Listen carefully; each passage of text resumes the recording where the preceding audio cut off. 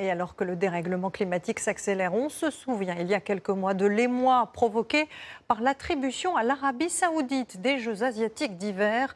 L'Arabie saoudite utilisée très largement par les climato-sceptiques ces derniers jours. Bonsoir Samira. Bonsoir Anne-Claire. Ces climato-sceptiques, ils ont partagé une vidéo qui prouverait selon eux que le réchauffement de la planète n'existe pas.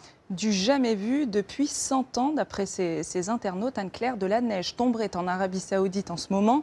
Et ce sont ces images de dromadaires sous la neige qui en seraient la preuve, et cela suffirait à remettre en cause le réchauffement climatique. Première étape, on va regarder les températures actuelles en Arabie Saoudite. Aujourd'hui, il fait 28 degrés à Riyad, la capitale, et même dans les zones montagneuses, sur les 15 derniers jours, le thermomètre affiche 20 degrés en journée. La nuit, on ne descend jamais en dessous de 4 degrés avec un temps clair. Donc clairement, cette vidéo n'est pas récente. En fait, on a retrouvé sa première diffusion.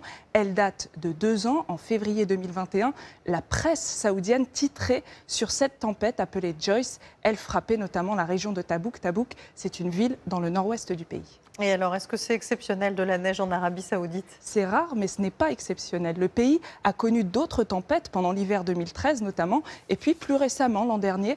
Donc montrer des dromadaires sous la neige, ça ne prouve rien. Ce qu'il faut regarder, Anne-Claire, c'est la courbe que vous allez voir. Elle montre les températures annuelles en Arabie saoudite sur plus d'un siècle. En 1901, on était autour de 25 degrés. Aujourd'hui, on frôle les 27 degrés. Alors, il y a bien des variations selon les années, mais sur le long terme, les températures en Arabie saoudite ont augmenté de près de 2 degrés en moyenne.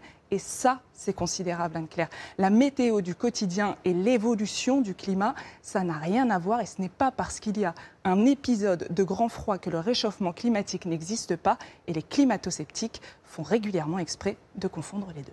Merci beaucoup Samira pour cette démonstration.